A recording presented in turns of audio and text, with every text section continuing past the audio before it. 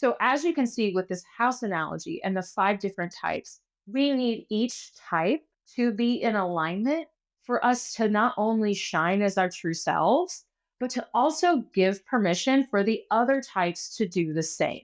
This creates harmony, this creates balance, this creates a variety of ways that each energetic type can be its authentic self. Welcome to Reinventing the Arena, the podcast that guides you through the powerful journey of aligning, embodying, and rising into your most authentic self. We dive deep into the transformative power of doing the inner work because the most important relationship you have is the one with yourself. When you align with your authentic self, you naturally attract the relationships and experiences meant for you. I'm your host, Molly Conley, a coach who's passionate about helping you uncover who you truly are using human design, NLP, and self-empowerment tools. Here we explore the art of aligning with your authentic self, embodying your highest potential, and rising above old patterns to create a life that resonates with who you truly are. Whether you're seeking deeper fulfillment in love or your personal journey, this space is designed to inspire your evolution. Together, we'll explore self-discovery, share transformational stories, and uncover the energetic shifts needed to create the love and life you truly desire. This isn't just about change. It's about fully stepping into who you were meant to be. So, lady, align, embody, and rise. Welcome to your journey of self-transformation. Welcome to Reinventing the Arena. Well, hello there, lady. Welcome back to another podcast episode of Reinventing the Arena. Today, I want to talk about human design. I want to give you a little bit of a taste, an intro into what human design is all about.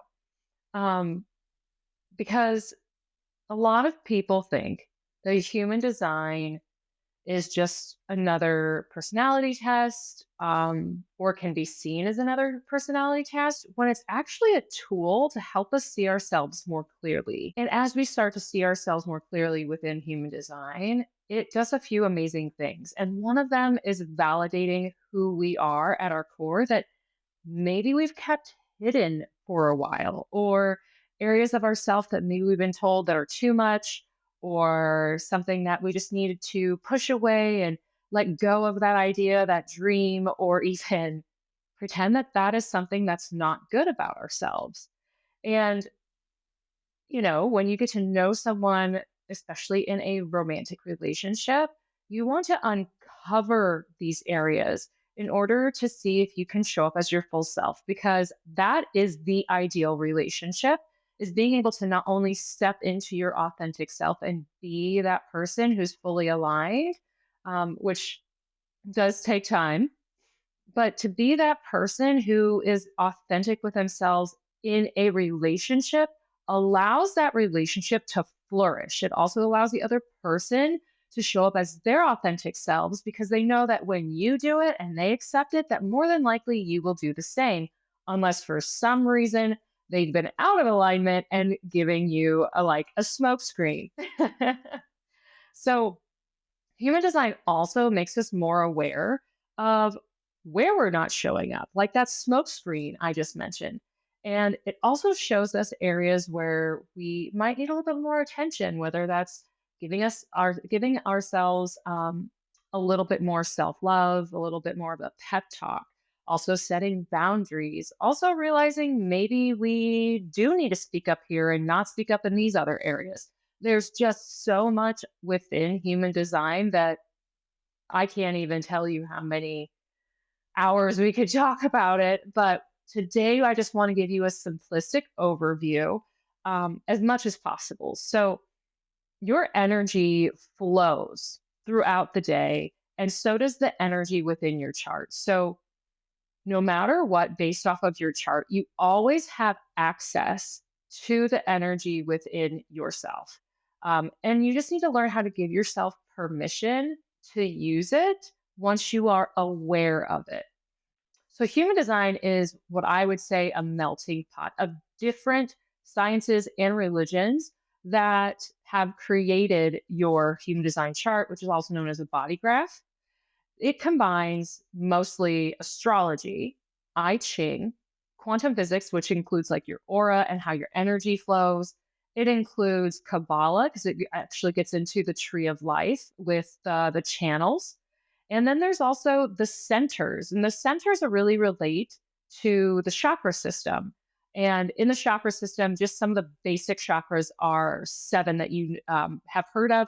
But in human design, there's actually nine centers, but they're all still related to areas such as the chakras. I remember when I first saw my human design chart, it made no sense to me.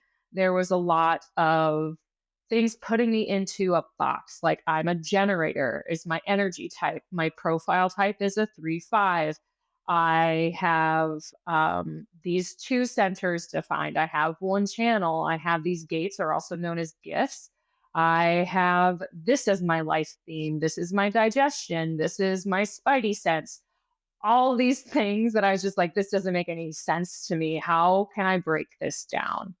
And over time, I realized that a lot of us, because we're so used to taking those corporate tests or assessments and those personality quizzes of like, what type of pizza are you? Or what type of shoe would best fit your personality? Those things put us in boxes, and human design does not. It is an energetic narrative of who you are hypothetically designed to be in this lifetime. And when I started to look at that, there's a lot of interplay between all of the different segments or layers of human design.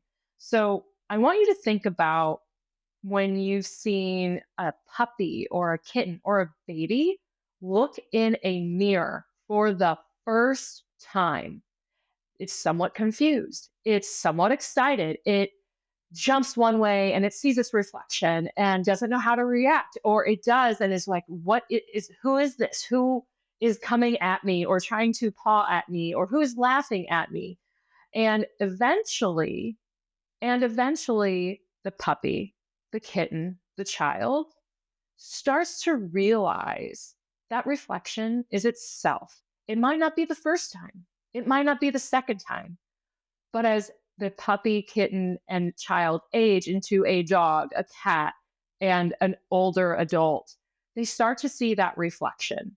That is the power of your human design chart. In the beginning, it doesn't seem to make sense. But as you start to uncover more layers of it and actually spend time with it, you'll begin to uncover and see parts of you within your chart. And as you continue to do that, more and more will also come out. So, overall, human design is this reflective sort of experience leading to further self discovery, which is why I love it as a self transformational tool. So, with everything that human design combines, like I mentioned earlier, it not only creates multiple layers, but it creates numerous paths for you to take to start uncovering your energy. This is why your birth date, your birth time, and your birth location is really important in order to finalize your birth chart. So, when you're first starting out in human design, the most important aspect to learn about your chart is your energy type. And this one layer is going to help you with not only to create your decisions, to know what success looks like for you, but it's going to help you step into that energetic alignment that will help guide you through the nuances of your chart. When I first started learning about human design in depth, when I started this process really first for self discovery, I didn't understand how the five energy types really worked together, but they do. And when I started studying more in order to incorporate this into my coaching practice, my mentor had a wonderful analogy. So I'm going to share that with you right now. Just a brief way of showing you how these five types work together, as well as how they stand apart. So I want you to imagine that the community, the collective, is in a valley. There is no shelter, there is no water, there's no food, but it is a group of people who are determined to evolve. They are willing to do what it takes to move forward and out of their current circumstance. So, in order to do that, the manifester makes the decision to initiate. They decide to tell people, to inform the group, hey, I'm going to break off from the group right now and I'm going to go look for a place for us to live. So the manifester runs up the hill and starts scouting. The manifester could be like a group of people here, but the manifestors in general run up the hill and they start looking around. They're trying to find the perfect place based off of what they believe will be best for the community, not just for themselves. So they finally find this beautiful place, the most perfect place to build a shelter or a house. And by doing so, they run back down to the valley and they find the community and say, hey, I found the most perfect place to live, and we need to build a house. But I'm not the one to do it. So the person that steps forward, or the group that steps forward, are the projectors. The projectors are basically the architects. They are going to guide us and to survey the land to see if it is fit for us to build a house on. They're going to say what we need to build the house. They're going to design the house. They're going to even design a system for us to live by as a community, as a whole, in harmony. So once the projectors have gone up the hill, surveyed the land, and looked at everything, and then created that design for the house, they need someone to build it. They need someone who wants to build it. So they run back down into the valley and report back to everyone saying, I have the plans. I just need someone to build this. Hey, generators, would you like to build this house? Does it excite you? And the generators look over the plans and they say, yeah, I love creating. I love building. I could do this for hours on end. Please give me the plans. Please give me the directions. I want to do this. And so the generators run up the hill and they start building the house day in, day out. And every single day, they feel such a sense of satisfaction and accomplishment because they know not only are they doing something they enjoy, but they're doing something that's even bigger for the community, which has been, started by the initiators, which has been then designed by our guides, which are the projectors. So when the generators are done building the house, they're like, oh, well, it's empty. This isn't my zone of genius. This isn't where I really shine. What am I going to do? So they run back down the hill. They share what they have done with the community. And the manifesting generators step in and they're like, I'm here. I can do this. Manifesting generators are obviously a combination between generator and a manifester, and they have so much multitasking ability. They are also multi passionate. They can start one thing, drop it until they're excited again, and start another. So these mani-gens with this excitement energy can run up to the house and start designing everything from the landscaping to the curtains to the paint on the wall to what bathroom tile needs to be incorporated into the house. But they also not only do it with passion, but they do it quickly. This allows them to be more playful as they start projects and putting one to a side as they wait for maybe something to be delivered or they wait for something to get started. And so they also know when it's enough, that they're not over decorating and making something too much. They're like, this is enough. I can stop this project now. So they run back down the hill and they say, the house has been designed. We've completed everything inside. Now we need to know if it's safe. Is this safe for us to live here? So that is when the reflectors, the very small group of reflectors, step out of the crowd and say, I am here to judge that this is a safe and healthy environment for us to live. So they go up the hill. So this is where they reflect back to the community. Yes, this is a safe place to live. Yes, this is healthy for the entire community. Let's move in here because now we know we can thrive. So, as you can see with this house analogy and the five different types, we need each type to be in alignment for us to not only shine as our true selves, but to also give permission for the other types to do the same. This creates harmony, this creates balance, this creates a variety of ways that each energetic type can be its authentic self. So, there are some studies, I don't have access to these, but this is what my mentor also shared with me was how much or how many people in the world are these energy types. Now, I'm not going to lie. I know a lot of people are like, I want to be a manifester. We aren't even going to touch on that.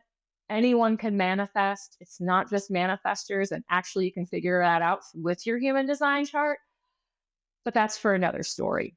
So, there's about 8, 9%, give or take, of manifestors in the world. And then for projectors, there's about 22, 21%. And the reason why I'm fluctuating back and forth is because this resource is a little bit, I think it's from 2017. That's quite a little time ago for us, as well as the population has increased. But I want to bring this in because you're going to see a pattern here soon. And then generators are about 31 or 32%. Manifesting generators are 36, 37%. And then our reflectors are the most rarest of them all. They are close to 1% of the population. So as we look at this population, about 70% of them are generators and manifesting generators. Heck, like I said, I'm a generator and it makes sense for me to be one and I actually love it. But now, if you think about how many people are here and designed here to create and build, they are our workhorses. They are the people that have an unlimited amount of energy, but only when they are doing something that they love or when they're doing it with someone that they are passionate about or living in an area that they enjoy. There's so many things that need to bring joy to a generator in order for them to feel in alignment and to thrive. And then since the Manigens are kind of a mix between both, they not only want to be able to initiate things and put them down when they have taken all the resource energy and then put it into something else, they are also maybe not living in alignment because they've been told, hey, you're doing way too many things or you can never stay focused. But our society is really the one to blame.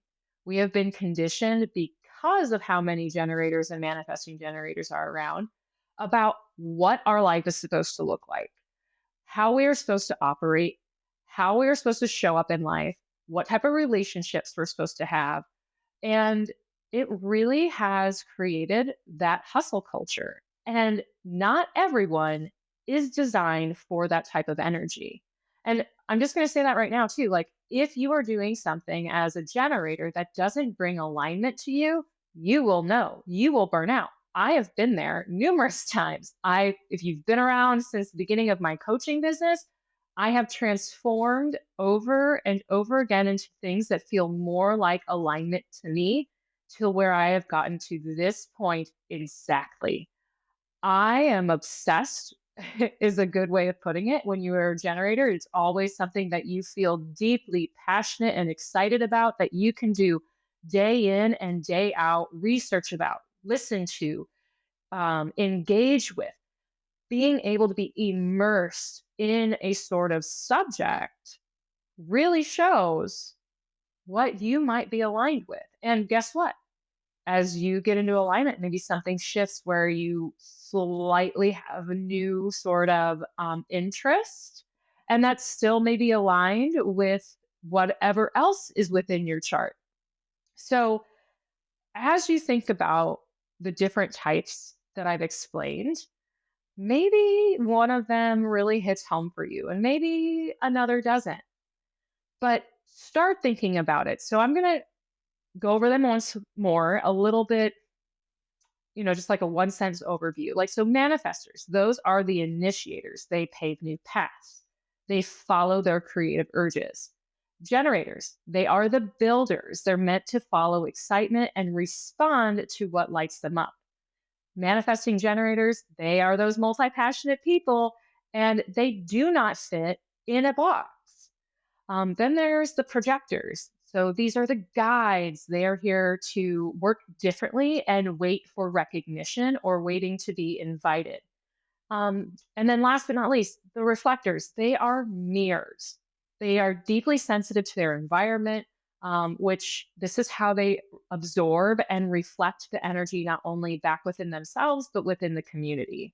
So when you think of those five types, like I said, is there one that really resonates for you? Is there one where you say, I really hope I'm this, or I really want to be that?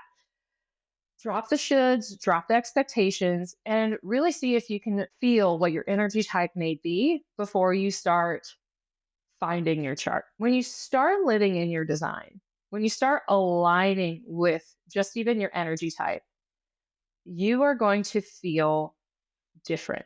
You're going to build trust within yourself and how things that can just naturally develop for you. So, what parts of you have you been trying to change that were never meant to be changed? So, between now and the next episode, I just would like for you to observe yourself as one of these energy types, and see how that might relate to you. Is the manifesting generator, the multi passionate person, really who you are? Or does that sound energetically draining and you feel more like a guide and this, like someone who has a strategy and loves to share that as a projector? Are you someone who just likes to inform and initiate projects and then hand them off to other people? Whether that's, hey, I made a meal plan and now I need you to go shopping and make the dinner. Whatever it is, try to notice how you show up as yourself in these energetic patterns. All right, lady, I hope you enjoyed this episode. I'm excited to start dabbling and bringing human design to you in different ways. So let me know if you enjoyed this episode. Reach out to me on Instagram. What you think your energy type might be would also be fun. Coming soon on my website, I am going to have a way for you to pull a report for your human design chart. So stay tuned more for that, and I will be back with you soon. Thank you, lady, for joining me on this journey of aligning, embodying, and rising into your most authentic self. Remember, the most important relationship you have is the one you have with yourself. And when you do the inner work, you naturally attract the love and life meant for you. If today's episode resonated with you, I'd love for you to rate and review the show. Your feedback not only helps more women discover the power of self-transformation, but also helps us grow this community. If you're ready to go deeper and align with a relationship and life you truly desire, I invite you to explore my coaching services. Together, we'll use human design, NLP techniques, and self-empowerment tools to help you break through old patterns and create a life that resonates with who you truly are. Visit reinventingthearena.com to learn more and take the next steps in your journey of self-discovery and alignment. Until next time, lady, keep aligning, keep embodying, and keep rising. Thanks for listening to Reinventing the Arena.